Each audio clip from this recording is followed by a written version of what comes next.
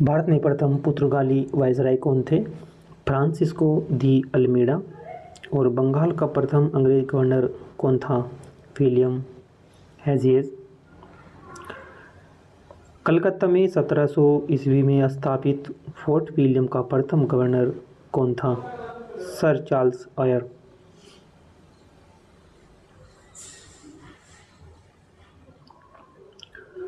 बंगाल के प्रथम गवर्नर कौन थे? बंगाल के जो प्रथम गवर्नर थे उनका नाम था रॉबर्ट क्लाइव।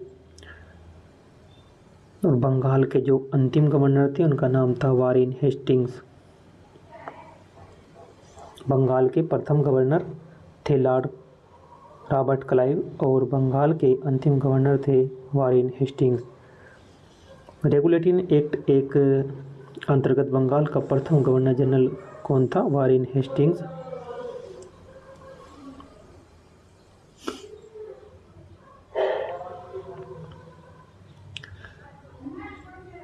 बंगाल का अंतिम गवर्नर जनरल कौन था? William Bentinck. भारत का प्रथम गवर्नर जनरल कौन थे? William Bentinck. और भारत का अंतिम गवर्नर जनरल कौन था? Lord Canning. कंपनी शासन के अंतर्गत था।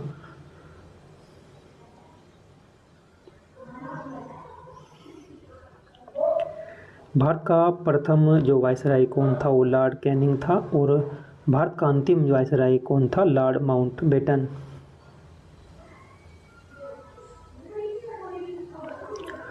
स्वतंत्र भारत का प्रथम गवर्नर जनरल कौन था? लॉर्ड माउंटबेटन था। और भारत का प्रथम भारतीय गवर्नर जनरल था श्री राजगोपालाचारी।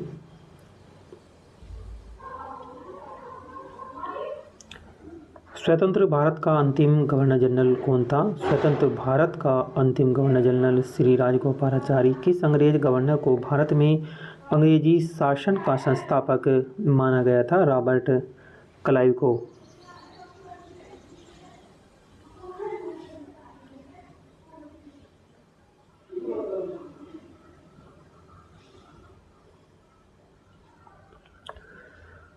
किस गवर्नर के शासनकाल में बंगाल में द्वैत शासन व्यवस्था की गई,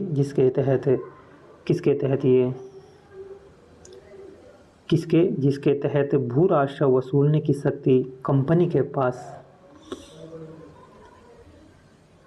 के पास थी? थे रॉबर्ट क्लाइव। किस गवर्नर शासन के शासनकाल में जो है बंगाल में द्वैत शासन व्यवस्था की गई और भू राजस्व वसूलने की शक्ति कंपनी के पास थी? Robert Clive. 23 जून 1757 को प्लासी का युद्ध, 1764 को बक्सर का युद्ध किस अंग्रेज गवर्नर के नेतृत्व में लड़ा गया था? ये रॉबर्ट क्लाइव के नेतृत्व में लड़ा गया था। और किस अंग्रेज गवर्नर ने मुगल सम्राट को मिलने वाला 26 लाख रुपए की वार्षिक पेंशन बंद कर दी थी? ये वारेन हेस्टिंग्स ने ही कर दी थी।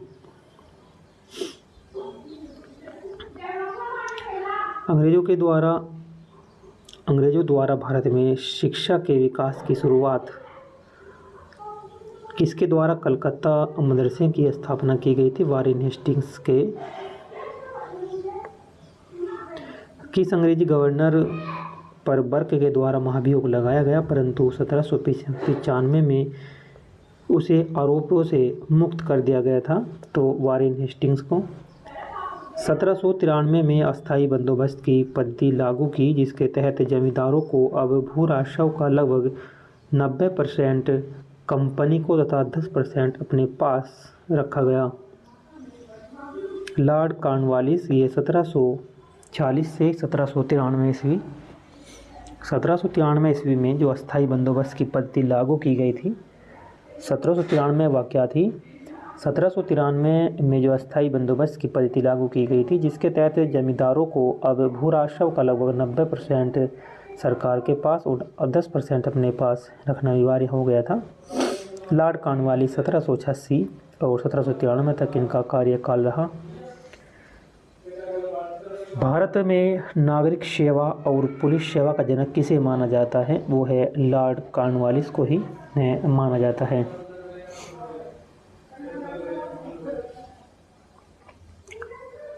भारत में सहायक संधि शुरुआत किस गवर्नर ने शुरू की गई थी? Lord Wellesley 1798-1805। और भारत में सहायक संधि का प्रयोग वेलेस्ली से पूर्व किस फ्रांसीसी गवर्नर ने भी किया था? जो सहायक संधि थी इसका प्रयोग लॉर्ड वेलेस्ली से पहले जो है किस फ्रांसीसी गवर्नर ने किया था? ये डुप्ले ने भी इसका प्रयोग किया था। 1800 ईस्वी में कलकत्ता में नागरिक सेवा में भर्ती किए गए युवकों को प्रशिक्षित करने के लिए फोर्ट विलियम्स कॉलेज की स्थापना किसके द्वारा की गई थी? लॉर्ड वेलेस्ली के द्वारा।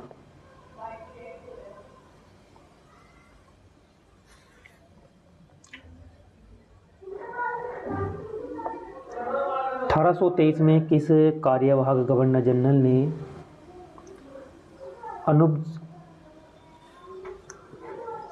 अनुज्ञप्ति नियम बनाकर मुद्रक और प्रकाश को मुद्रणालय स्थापित करने से पूर्व लाइसेंस लेना अनिवार्य कर दिया था? यह था एडम्स। और 1799 के प्रेस नियंत्रण अधिनियम किसके समय में पारित किया गया? लॉर्ड वेलेस्ली के जो है किया गया था। पंजाब शासक महाराजा रणजीत सिंह और अंग्रेजों के मध्य 25 अप्रैल 1809 को अमृतसर की संधि हुई थी। इसमें अंग्रेजों का नेतृत्व किस गवर्नर ने किया था? लॉर्ड मिंटो प्रथम ने। 1807 से 1813 तक इनका कार्यकाल रहा लॉर्ड मिंटो प्रथम ने।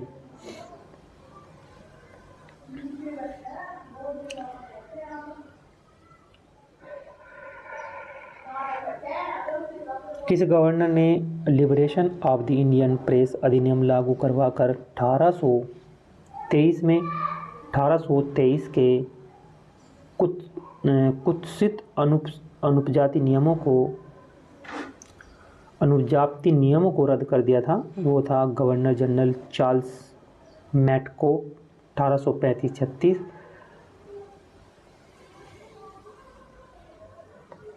भारत में भारतीय समाचार पत्रों के मुक्तिदाता किन्हें कहा जाता है? ये गवर्नर जनरल चार्ल्स मैटकोक को। किस अंग्रेज गवर्नर ने 1839 में कलकत्ता से दिल्ली तक शेरशाह सूरी मार्ग की मरम्मत करवाकर उसका नाम बदलकर ग्रांड ट्रंक रोड कर दिया गया? उसका नाम था ओकलैंड प्रथम। इनका कार्यकाल रहा 1836 से 1842। ओकलैंड प्रथम ने। 1843 में भारत में दास प्रथा को समाप्त कर दिया गया और यह महत्वपूर्ण अधिनियम किस गवर्नर के शासनकाल में बना? लॉर्ड एलिनब्रो के शासनकाल में ये बना।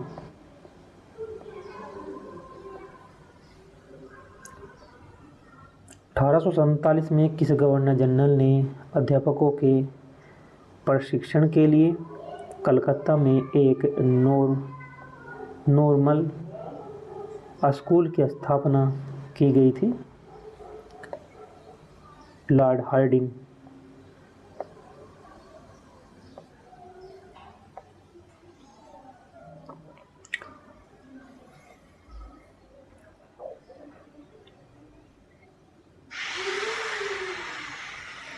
लॉर्ड डलहौजी 1858 और 1856 ईस्वी। किस अंग्रेज गवर्नर को भारत में रेलवे का जनक माना जाता है? वो डलहौजी को माना जाता है। डलहौजी को।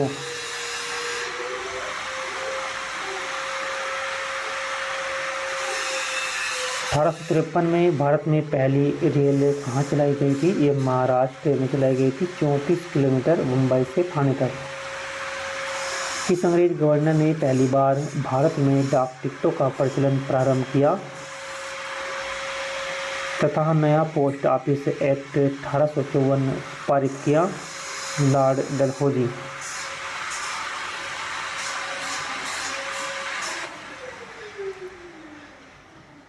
किस गवर्नर जनरल ने बैथून महाविद्यालय को अपने हाथ में लेकर भारतीय महिला शिक्षक का प्रमुख केंद्र बना दिया गया? लॉर्ड डलहौजी।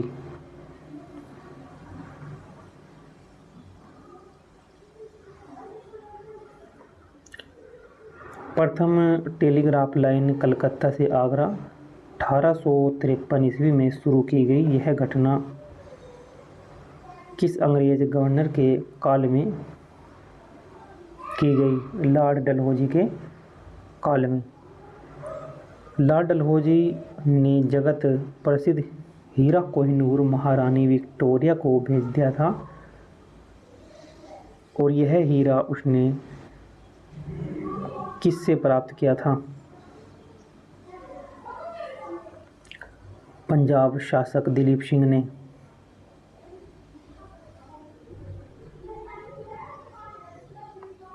कौन भारत में कंपनी के द्वारा नियुक्त अंतिम गवर्नर जनरल तथा ब्रिटिश सम्राट के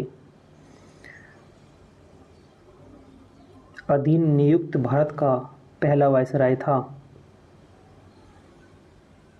का नाम था लॉर्ड कैनिंग। 1856 और 1862 ईस्वी। किस गवर्नर जनरल के शासनकाल में 1857 की क्रांति हुई थी? लॉर्ड कैनिंग के शासनकाल में। भारतीय विश्वविद्यालय की स्थापना सबसे पहले किसके समय में हुई थी? लॉर्ड कैनिंग के।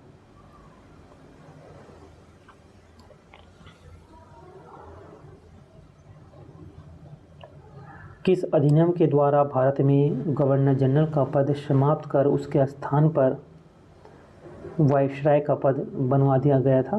भारत शासन अधिनियम 1958। किस अधिनियम के द्वारा भारत में गवर्नर जनरल का पद समाप्त करके उसके स्थान पर जो है वायसराय का पद बनवा दिया गया था? ये भारत शासन अधिनियम 1958।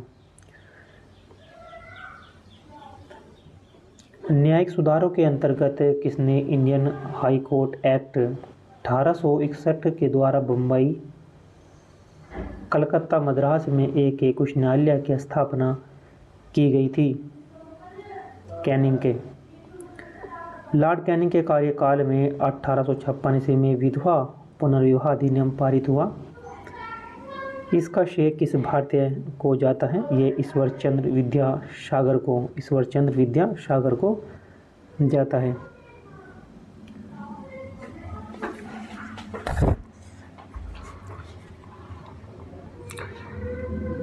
1865 में किस वायसराय या गवर्नर के द्वारा भारत व यूरोप के बीच प्रथम समुद्री टेलीग्राफ सेवा शुरू की गई थी? लॉर्ड लॉरेंस 1864 और 1869 में। 1869 तक।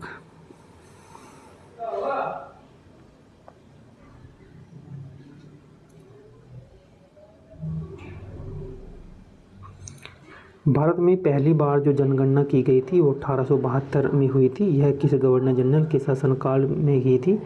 लॉर्ड मेयो के। 1869 से 1872 तक का इनका काल रहा। और वह भारत का एकमात्र वायसराय कौन था जिसके उनके कार्यकाल में हत्या कर दी गई थी? Lord Mayo. अफगान कैदी शेर खान के द्वारा। तो वह भारत का एकमात्र वायसराय कौन था जिसकी उसके कार्यकाल में ही हत्या कर दी गई थी? उसका नाम था लॉर्ड मेयो। किसने की थी? अफगान कैदी शेर आजम खान के द्वारा इसकी हत्या कर दी गई थी। अफगान कैदी शेर खान। किस वायसराय के शासनकाल में प्रिंस ऑफ वेल्स 1875 ईस्वी में भारत यात्रा की थी? Lord Northbrook. प्रथम दिल्ली दरबार 1 जनवरी 1877 ईस्वी में किसके द्वारा रानी विक्टोरिया को कैसर ए हिंद की उपाधि दी गई तथा महारानी को भारत के सामग्री घोषित किया गया? लॉर्ड लिटन। लॉर्ड रिटन 1876 और 1880।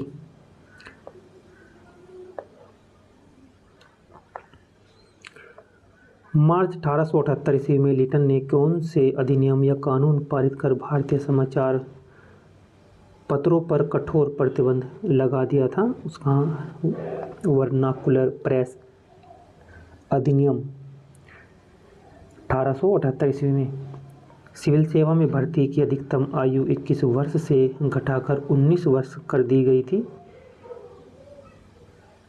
जिसका प्रमुख उद्देश्य भारतीयों को इससे बाहर रखना था, और यह किस वायसराय के शासनकाल में किया गया था? लॉर्ड रिटन के। किस अंग्रेज गवर्नर ने सर्वप्रथम समाचार पत्र की स्वतंत्रता को बहाल करते हुए सन 1862 में वर्नाकुलर प्रेस एक्ट को समाप्त कर दिया, यानी कि फ्री एक्ट समाप्त कर दिया गया था? लॉर्ड रिपन ने।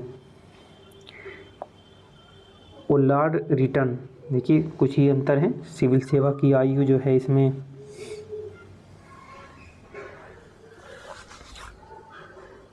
वर्नाकुलर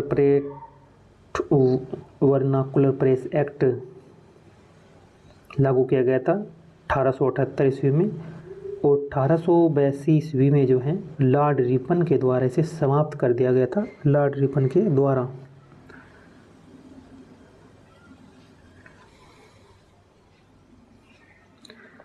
किस वायसराय के समय में 1880 में भारत में नियमित जनगणना की शुरुआत हुई और तब से लेकर अब तक प्रत्येक 10 वर्ष के अंतराल पर की जा रही है? ये लॉर्ड रिपन ने की थी, लॉर्ड रिपन ने। और किस वायसराय ने भारत में फौजदारी दंड व्यवस्था में प्रचलित भेदभाव को समाप्त करने का प्रयत्न किया गया था? वो लॉर्ड रिपन के द्वारा। इल्बर्ट विधेयक 1883 ईस्वी। मेरे काम से मुझे पहचान न कि मेरे शब्दों से, ये शब्द किसके थे? लॉर्ड रिपन के। फ्लोरेंस नाइटिंगेल के द्वारा भारत के उद्धारक की संज्ञा की अंग्रेज ऑफिसर को दी गई थी, लॉर्ड रिपन को। भारत में स्थानीय स्वशासन का जनक किसे कहा जाता है? लॉर्ड रिपन को।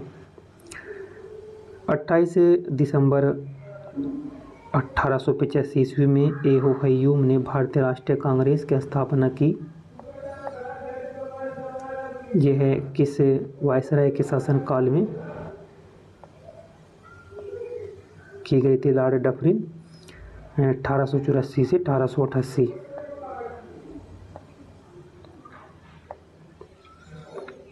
भारत के बारे में किसने कहा था भारत को तलवार के बल पर जीता गया है और तलवार के बल पर ही इसकी रक्षा की जाएगी? ये कहा था लॉर्ड एलिगन द्वितीय ने। इसका कार्यकाल 1854 से 1899। लॉर्ड एलिगन द्वितीय। 1899 में किसने भारतीय टंकन और पत्र मुद्रा अधिनियम पारित कराकर अंग्रेजी स्वर्ण मुद्रा को भारत की कानूनी मुद्रा घोषित कर दिया गया?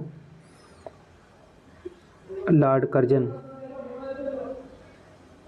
1899 और 1905।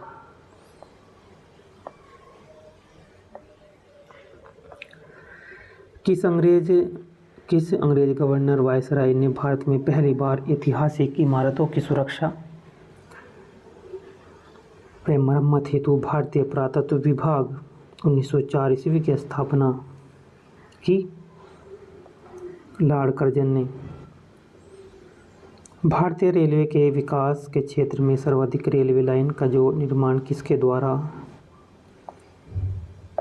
किया गया? लॉर्ड कर्जन के।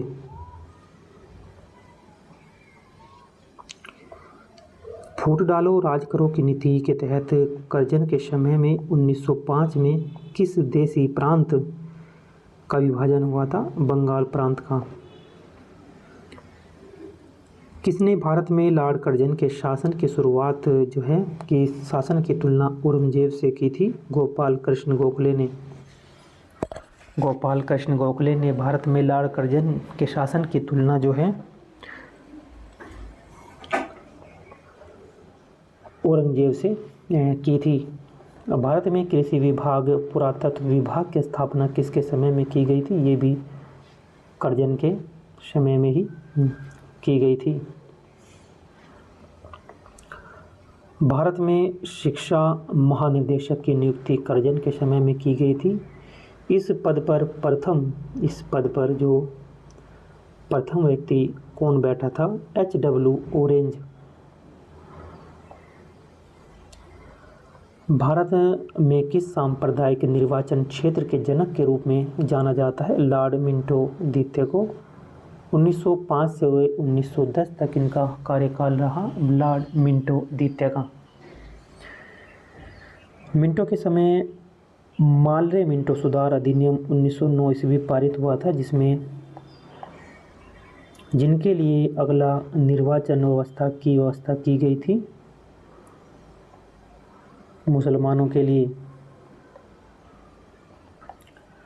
दो महत्वपूर्ण घोषणा, पहला बंगाल विभाजन रद्द तथा दूसरा राजधानी को कलकत्ते से दिल्ली हस्तांतरित करना, किस वायसराय के शासनकाल में ये प्रमुख घटना बनी?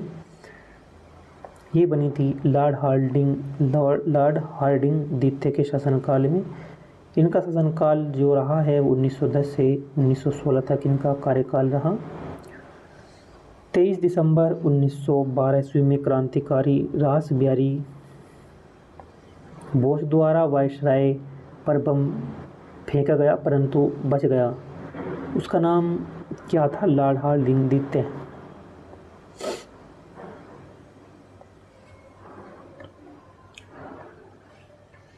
1919 ईस्वी में रोलेट एक्ट तथा प्रसिद्ध जलियांवाला बाग हत्याकांड अमृतसर किस वायसराय के समय की एक महत्वपूर्ण घटना थी? Lord Chelmsford. तो लॉर्ड चेम्सफोर्ड का जो कार्यकाल था वो था 1916 से 1921 तक का इनका कार्यकाल था। लॉर्ड चेम्सफोर्ड के समय भारत सरकार अधिनियम 1919 या मॉन्टेग्यू चेम्सफोर्ड सुधार लाया गया, जिसके तहत प्रांतों में द्वैत शासन व्यवस्था लागू की गई थी। उनका नाम था सर लिनोवेल कर्टिस। गांधी जी का असहयोग आंदोलन तथा चोरा चोरी घटना ये 5 फरवरी 1922 को हुई थी। काकोरी कांड 9 अगस्त 1925 ईस्वी के समय भारत का वायसराय कौन था? Lord reading. इनका कार्यकाल 1921 से 1926 तक का इनका कार्यकाल रहा।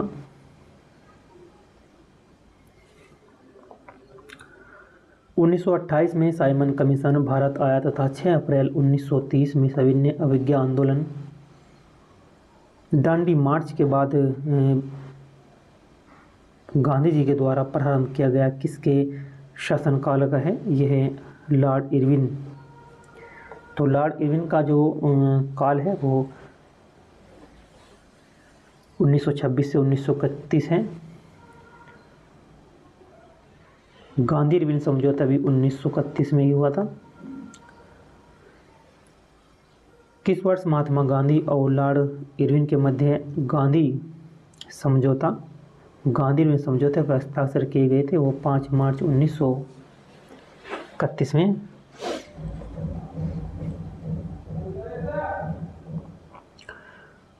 किए गए थे। 8 अगस्त 1940 को प्रसिद्ध अगस्त प्रस्ताव अंग्रेजों के द्वारा लाया गया। 1942 में क्रिप्स मिशन भारत आया। 9 अगस्त 1942 में ही कांग्रेस ने भारत छोड़ो आंदोलन किया। इस समय भारत का वायसराय कौन था? Lord Linlithgow.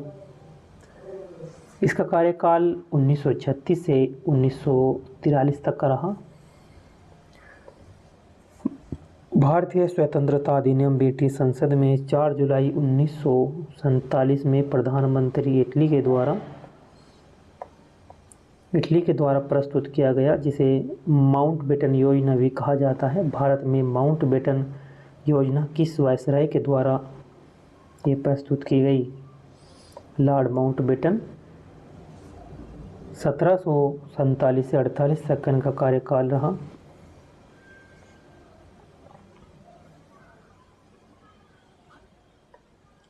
भारत का अंतिम वायसराय तथा स्वतंत्र भारत का प्रथम गवर्नर जनरल था, जिसने 3 जून 1947 को यह घोषणा की कि भारत और पाकिस्तान के रूप में भारत का विभाजन होगा। उसका नाम था लॉर्ड माउंटबेटन। 21 जून 1948 को किस भारतीय को भारत का गवर्नर जनरल बनाया गया? चक्रवर्ती राजगोपालाचारी को स्वतंत्र भारत के प्रथम भारतीय व अंतिम गवर्नर जनरल कौन थे? श्री राजगोपालाचारी थे। श्री राजगोपालाचारी ये थे वायसराय, और वायसराय से संबंधित वन लाइनर फैक्ट थे।